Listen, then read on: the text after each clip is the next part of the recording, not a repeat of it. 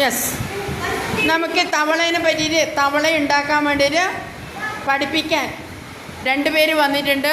അവരുടെ പേര് Gyan, Aarush. Yes, first എന്ത് ചെയ്യണം? ഫസ്റ്റ് ഒരു പേപ്പർ എടുക്കുക. അതിനെ കോണ് വെച്ചിട്ട് മടക്കുക. ആ തുറക്കുന്ന ഭാഗം 2 സൈഡും ഒരുപോലെ ആക്കി അതിനെതാ ഇതുപോലെ ഈ കാണിച്ചു തരുന്നത് പോലെ ആക്കുക. ഈക്വൽ പേപ്പർ ആക്കാൻ വേണ്ടിയാണ്, സ്ക്വയർ കിട്ടാൻ വേണ്ടിയാണ്. ഇനി എന്ത് ചെയ്യണം? അതിന് താഴെ ഭാഗം, വേസ്റ്റ് വരുന്ന ഭാഗമില്ലേ, ആ ഭാഗം സ്കെയിൽ വെച്ച് മുറിക്കുക. സ്കെയിൽ വെച്ച് നീറ്റിൽ മുറിക്കുക.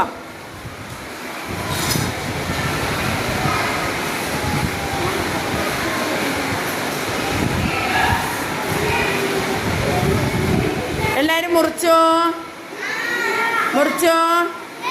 Yes yes, okay. മുറിക്ക്. വേസ്റ്റ് പേപ്പർ ചുരുട്ടി സൈഡിൽ വെക്കുക. ക്ലാസ്സിലിടാൻ പാടില്ല. വേസ്റ്റ് ഒന്നും ക്ലാസ്സിലുണ്ടായിക്കൂടാ. ചുരുട്ടി സൈഡിൽ വെക്കുക. ക്ലാസ്സിൽ ഒരു കഷ്ണം പേപ്പർ പോലും ഇടാൻ പാടില്ല. ലാസ്റ്റ് ഡസ്റ്റ്ബിന്നിൽ ഇടുക. ഓക്കെ. ഇനി എന്ത് ചെയ്യണം?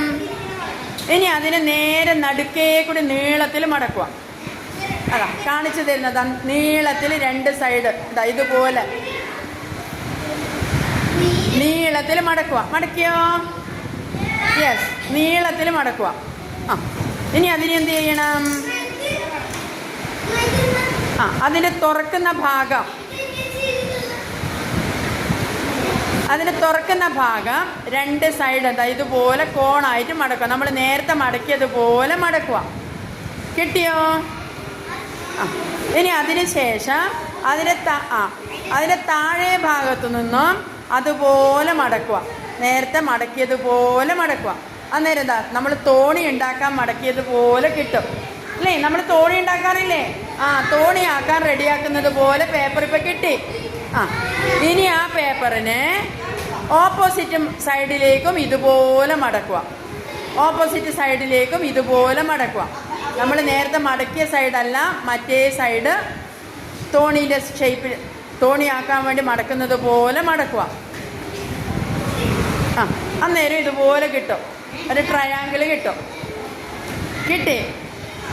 ഇനി നെക്സ്റ്റ്, ഇനി ഫുൾ പേപ്പർ ഇങ്ങനെ തുറന്ന് പിടിക്കുക.